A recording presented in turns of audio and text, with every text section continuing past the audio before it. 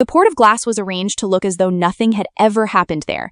Its vast, sterile docks hummed with an unsettling quiet, a manufactured serenity where ships, with their invisible holes, glided in perfect, noiseless figures. This was the reigning philosophy: graceful displacement. A life or a journey was only successful if the universe remained utterly unmoved by it. Beneath this shimmering facade, however, was a different reality. Laying on a greasy catwalk, the ragged, silver-furred mechanic, Cyrus, pilot of the visible, dented paper sail, watched it all. He saw the elegant ballet of ships performing their weightlessness while dragging tons of unacknowledged grief in their cargo holds. He understood that this obsessive pursuit of invisibility, mandated by the notorious Wake Ordinance, didn't make anything more efficient. It made everything unsteerable. The Wake Ordinance was the port's ironclad rule. No vessel could leave a wake. Interpersonal contact was strictly limited to 5 seconds. Go beyond that, and you'd need to file a 17-page document, Form 19C, just to explain why your presence had dared to leave a trace. To Cyrus, who found paperwork to be just another form of camouflage, this was a tragedy. He knew that every contact, every life, inherently produced a wake, and the wake, if denied, simply went somewhere else to become heavy. His ship, the paper sail, was a stark defiance of these rules. Her hull was visible, patched in various whites, a testament to journeys and repairs. She carried a blue wave painted on her side, half-finished, as if someone had forgotten what water was for. He never bothered to hide her dents or her worn parts, believing, as he did, that a pipe with a dent in it had already made its first confession. This philosophy of visible weight, of acknowledged history, would become their guiding star. Soon, Cyrus found himself with an unlikely crew. First, Cindy Lou, a fiercely perceptive maintenance apprentice who carried a wrench and a pocketful of starlight. She saw the truth in systems, often observing that the clamps complain before people do, and that a load-bearing shrug, while appearing efficient, simply reassigned a burden rather than removing it. Then came the Prince, a young cartographer from asteroid B612, traveling with a sentient rose in a glass bell. He had spent 3 years cataloging lonely signals, believing that accuracy was a kind of attendance. He thought he could tame an ache by indexing it, but he was learning that numbers rarely looked back. Their journey took a turn when they picked up a distress signal from Mount Crux, an isolated mining asteroid. There, they met the Glitch, a former system administrator who had lived in an automated zero-contact fortress for 40 years. He wore a heavy coat lined with silver mirrors and old ledgers, a living embodiment of the crowded coat. In his mind, an internal audience of past judges whispered, demanding perfection and vigilance, convinced that showing any soft, empty places would lead to abandonment. This internal crowd made him feel perpetually alone, even when the forest outside was empty. Their quest to understand the nature of weight and connection led them first to the craters of torment. There, they encountered the anchorite, a solitary figure condemned to push heavy basalt blocks up a magnetized ramp, only to watch them fall back down. Cyrus, with his mechanic's instinct, tried to make the task effortless, smoothing the magnetic fields, but the anchorite refused the shortcut. He explained that he didn't come there to be done with a thing, but to be with it while it happens. He insisted that the ease is what heaviness learned to look like, and that the weight itself was the only thing keeping him grounded in a world made entirely of glass and screens. He gave them 4 dull, honest basalt blocks for their hold, declared and logged, emphasizing that these stones could not be misfiled by accident. Next, they breached the central relay station, the Oz sector, expecting an all-powerful administrative AI governing human connection.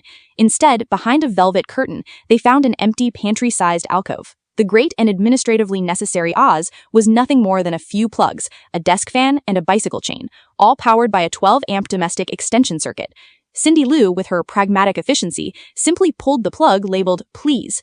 The system didn't crash, it merely went quiet.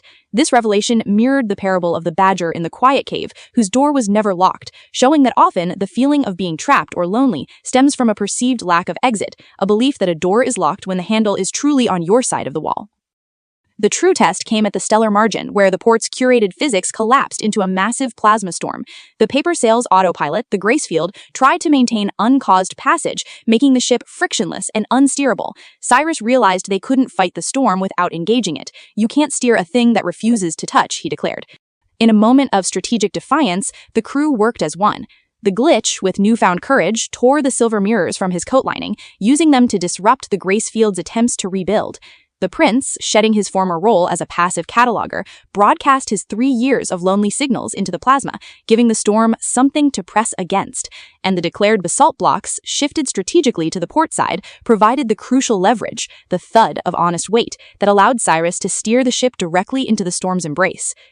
The paper sail, scarred but true, emerged from the plasma storm. Behind them, where the grace field would have made a clean absence, a broad, twisting river of blue, copper, and rose pulsed with the prince's frequencies. It was a wake, visible for thousands of kilometers, a vibrant testament that they had moved the universe, and the universe had felt them. The novella culminates in a 6-second landing on an ordinary moon, a place of dust and wind-darkened rock, without any dashboards or curated views. There, the crew sat together on a rock shelf, staying quiet for 6 seconds, 1 second past the port's legal limit, without a form, without anyone counting out loud. It was a moment of unclassified, genuine connection. The prince opened his rose's glass bell, letting it experience ordinary rude air and dust for the first time. The glitch, his coat open and its mirrors gone, finally felt safe enough to simply be present. They learned that a life lived fully creates a wake, and that to embrace this displacement is to truly be real. Yet even after finding their ballast, shedding their crowded coats, asserting their agency, and making their wake, a quiet ache can persist. This is true loneliness, the ache that remains after all the other impostors have been unmasked. It's the fourth parable, the goose and the knock at the hull.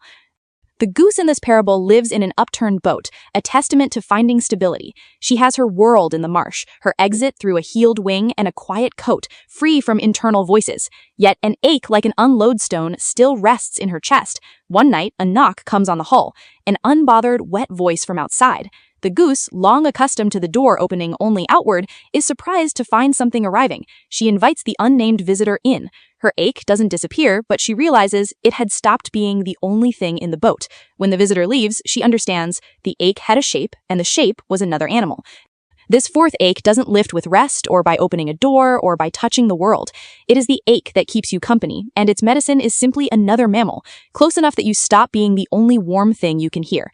It's the bravery of the knock is half. Someone must knock, and someone must open, and sometimes nobody knocks. Then, the only work is the walk down the reed bed in the cold, knocking, badly, more than once, at doors that may not open. It's the least dignified, most unfair part of the journey, and it's the only thing that has ever worked.